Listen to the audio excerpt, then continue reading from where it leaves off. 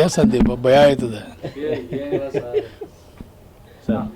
ಈಗ ರಾಜ್ಯ ರಾಜಕಾರಣದಲ್ಲಿ ಬಹಳಷ್ಟು ಬೆಳವಣಿಗೆಗಳಾಗ್ತದೆ, ಸೆಪ್ಟೆಂಬರ್ಗೆ ಕ್ರಾಂತಿ ಆಗ್ತದೆ ಅನ್ನುವಂಥದ್ದು ನಿಮ್ಮ ಪಕ್ಷದ ಸಚಿವರುಗಳು ಹೇಳ್ತಾ ಇದ್ದಾರೆ.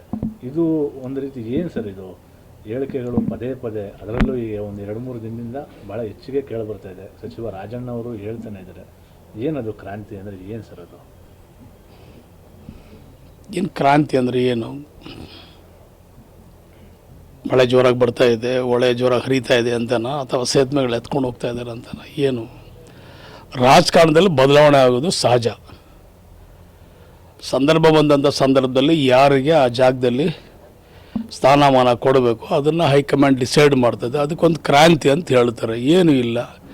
ಯಾರು ಸೂಕ್ತವಾದ ವ್ಯಕ್ತಿ ಇದ್ದಾರೆ, ಇವತ್ತಿನ ಸನ್ನಿವೇಶದಲ್ಲಿ ಯಾರಿಗೆ ಅಧಿಕಾರ ಕೊಟ್ಟರೆ ಉತ್ತಮವಾದಂಥ ಒಂದು ಆಡಳಿತ ಕೊಡುವಷ್ಟು ಶಕ್ತಿ ಭಗವಂತ ಯಾರಿಗೆ ಕೊಟ್ಟಿದ್ದಾರೆ ಅವರಲ್ಲಿ ಕೂತ್ಕೊಳ್ತಾರೆ, ಕೆಲಸ ಮಾಡ್ತಾರೆ. ಆ ನಿರೀಕ್ಷೆಯಲ್ಲಿ ಕೆಲವರು ಇದ್ದಾರೆ, ಅವ್ರ ಬದಲಾವಣೆ ಆಗ್ಬೋದು. ಅದಕ್ಕೊಂದು ಕ್ರಾಂತಿ ಅಂತ ಏನು ಹೇಳೋಕ್ಕಾಗಲ್ಲ. ಇರೋದೇ ಕಾಂಗ್ರೆಸ್ಸು, ಬೇರೆ ಪಕ್ಷರು ಬಂದು ಈ ಪಕ್ಷಕ್ಕೆ ತುಳಿದ್ಬಿಟ್ಟು ಆ ಪಕ್ಷ ಬಂದ್ಬಿಟ್ಟಿದೆ, ಅದೊಂದು ಕ್ರಾಂತಿ ಅಂತ ಹೇಳ್ಬೋದು. ಇಲ್ಲೇನೂ ಇಲ್ಲ, ಯಾವುದು ಬದಲಾವಣೆ ಇಲ್ಲೇನೂ ಇಲ್ಲ. ಬಹುಮತ ಸರ್ಕಾರ ಇದೆ, 140 ಜನ MLAಗಳಿದ್ದೀವಿ. ಎಲ್ರಿಗೂ ಸಮಪಾಲು ಅಂತ ಹೇಳ್ತಾರೆ. ಎಲ್ರಿಗೂ ಸಮಬಾಳು ಸಮಪಾಲು ಎಲ್ರಿಗೂ ಅಲ್ವಾ? ಸೊ ಆ ಒಂದು ನಿಟ್ಟಿನಲ್ಲಿ ಕೆಲವರಿಗೆ ಅವಕಾಶ ಬೇಕಾಗ್ತದೆ. ಅವಕಾಶ ಕೊಡುವಂಥ ವ್ಯಕ್ತಿಗೆ ಅವಕಾಶ ಸಿಗೋದೇ ಏನು ಕ್ರಾಂತಿ ಏನಲ್ಲ, ನನ್ನ ಅನಿಸಿಕೆ. 3 ಪವರ್ ಸೆಂಟರ್ಗಳಿದೆ ಕಾಂಗ್ರೆಸ್ನಲ್ಲಿ ಅನ್ನುವಂಥ ಹೇಳಿಕೆಗಳು ನೋಡಿ, ಯಾವುದೂ ಏನೂ ಇಲ್ಲ. ಎಲ್ಲ ಒಂದೇ ಪವರ್ ಸೆಂಟ್ರು. ಹೈಕಮಾಂಡ್ ಕಾಂಗ್ರೆಸ್ನಲ್ಲಿ ಶಿಸ್ತಿದೆ, ಒಂದು ಬದ್ಧತೆ ಇದೆ. ಅದನ್ನು ಶಿಸ್ತುಬದ್ಧವಾಗಿ ಕೆಲಸ ಮಾಡ್ಕೊಂಡು ಹೋಗ್ತಾರೆ, ಬೇರೆ ಇನ್ನೇನಿಲ್ಲ. ಇದು ಎಲ್ಲ ಧರ್ಮದ ಎಲ್ಲ ವರ್ಗದ ಜನರ ಒಂದು ಪಕ್ಷ. ಇದೇನು ಒಂದೇ ಜಾತಿ ಪಕ್ಷನೂ ಅಲ್ಲ, ಒಂದೇ ವರ್ಗದ ಪಕ್ಷ ಅಲ್ಲ. ಇದು ಎಲ್ಲರೂ ಕೂಡ ಸಾಕಷ್ಟು ಜನ ಇದಕ್ಕೆ ಯಾರ್ಯಾರು ಯಾವ್ಯಾವ ಧರ್ಮದವರೆಲ್ಲ ತ್ಯಾಗ ಮಾಡಿದ್ದಾರೆ, ಹೋರಾಟ ಮಾಡ್ತಾರೆ. ಇವತ್ತು ಸನ್ನಿವೇಶದಲ್ಲಿ ಒಂದು ಬದಲಾವಣೆ ಬೇಕಂತ ಕೇಳ್ತಾ ಇದ್ದಾರೆ, ಬದಲಾವಣೆ ಆಗ್ತದೆ. ಅದಕ್ಕೇನು ಕ್ರಾಂತಿ ಅಂತೇನು ಹೇಳೋ ಅವಶ್ಯಕತೆ ಇಲ್ಲ ಅಂತ ನಾನಂತೂ ಅಂದ್ಕೊಂಡಿದ್ದೀನಿ. ಸರ್, DK ಶಿವಕುಮಾರ್ ಅವ್ರಿಗೆ ಅವಕಾಶ ಇದೆಯಾ ಇಲ್ವಾ ಸರ್? ಯಾಕೆಂದರೆ ಭಾಳಷ್ಟು ಗೊಂದಲ ಮೂಡಿಸ್ತಾ ಇದೆ ಇದು ಹೇಳಿಕೆಗಳು. ಸ್ವತಃ ಸ್ವಪಕ್ಷದ ಸಚಿವರುಗಳು ಈ ರೀತಿ ಹೇಳೋದ್ರಿಂದ ವಿರೋಧ ಪಕ್ಷದ ನಾಯಕರುಗಳಿಗೆ ಒಂದು ರೀತಿಯ ಆಹಾರ ಆಗ್ತಾ ಇದೆ. ಈ ನಿಟ್ಟಿನಲ್ಲಿ ಏನು ಹೇಳ್ತೀರಿ ಸರ್? ನೀವು ಕೂಡ ಬೆಂಗಳೂರು ಪ್ರಾಯಶಃ ತಾವೆಲ್ಲ ಗಮನಿಸಿದ್ದೀರಿ.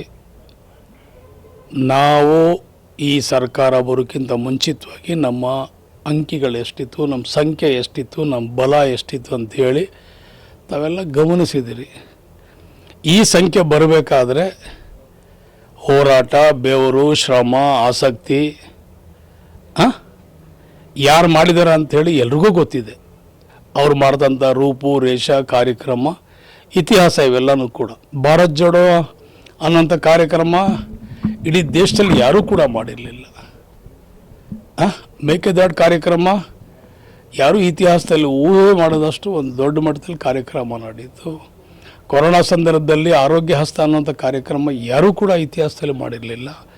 ಜನರ ಬಗ್ಗೆ ಕಾಳಜಿ ವಹಿಸಿ ಅವ್ರ ಮನೆಗೆ ಪ್ರತಿ ಮನೆಗೂ ಅವ್ರಿಗೆ ಔಷಧ, ಅವ್ರಿಗೆ ಬೇಕಾದಂಥ ಸೌಲಭ್ಯ, ಸಾವು ನೋವು ಎಲ್ಲವೂ ಕೂಡ ಮಾಡಿದಂಥದ್ದು ಇತಿಹಾಸ. ಅದೂ ಕೂಡ ಅದು ಒಂದು ಸ್ವತಂತ್ರ ನಡಿಗೆ ಅಂತ ಮಾಡಿದ್ವಿ ನಾವೆಲ್ಲರೂ ಕೂಡ. ಸರ್, ಅಂದರೆ ಹೋರಾಟ ಮಾಡಲಿಕ್ಕೆ DK ಶಿವಕುಮಾರ್ ಅವರು ಅಧಿಕಾರ ಹಂಚಿಕೆ ಅಂತ ಬಂದಾಗ ಈ ರೀತಿಯಾದಂಥ ಚರ್ಚೆ ಇಲ್ಲ. ಆ ರೀತಿ ಏನಿಲ್ಲ ನೋಡಿ. ಊಹಾಪೋಹದ ಮಾತಿಗೆ ನಾವು ಯಾವತ್ತೂ ಕೂಡ ನಾವು ನಂಬಿಕೆ ಇಟ್ಟಿಲ್ಲ. ಇದು ಹೈಕಮಾಂಡ್ ಗಮನದಲ್ಲಿದೆ.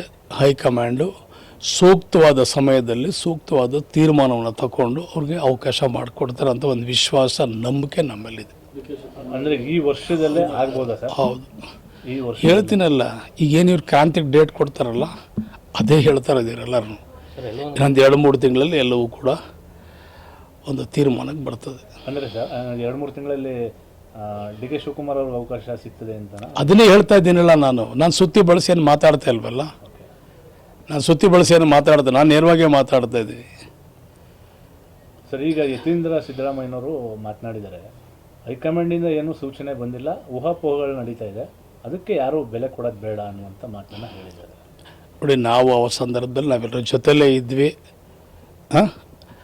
ದೆಹಲಿಯಲ್ಲೇ ಇದ್ವಿ ನಾವೆಲ್ಲರೂ ಕೂಡ. ಅವತ್ತು ಎಲ್ರಿಗೂ ಗೊತ್ತಿರುವಂಥ ವಿಷಯ. ಅವತ್ತು ಶ್ರೀಮತಿ ಸೋನಿಯಾ ಗಾಂಧಿ ಅವರು, ರಾಹುಲ್ ಗಾಂಧಿ ಸಾಹೇಬರು, ಖರ್ಗೆ ಸಾಹೇಬರು ಅವತ್ತು ತೀರ್ಮಾನವನ್ನು ತಗೊಂಡಿದ್ದಾರೆ, ಅದೆಲ್ರಿಗೂ ಗೊತ್ತಿದೆ, ಅವತ್ತೆಲ್ಲರೂ ಕೂಡ ಮಾಡ್ತಾರೆ, ಕಾದು ನೋಡ್ಬೇಕಷ್ಟೆ.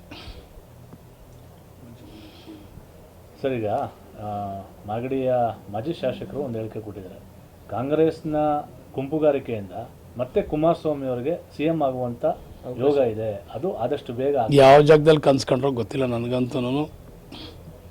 ಹಾಂ, ಯಾವುದೋ ಲೇಔಟಲ್ಲಿ ಮಲಗಿರ್ಬೇಕು, ಇಲ್ಲ ಯಾವುದೋ ರಿಸಾರ್ಟಲ್ಲಿ ಮಲಗಿರ್ಬೇಕು ಅಷ್ಟೇ. ಆವಾಗಲೇ ಈ ಕನಸು ಬೀಳೋದು ಅಂತ ಕಾಣ್ತದೆ ನಮ್ಮ ಮಂಜಣ್ಣನಿಗೆ. ಹೇ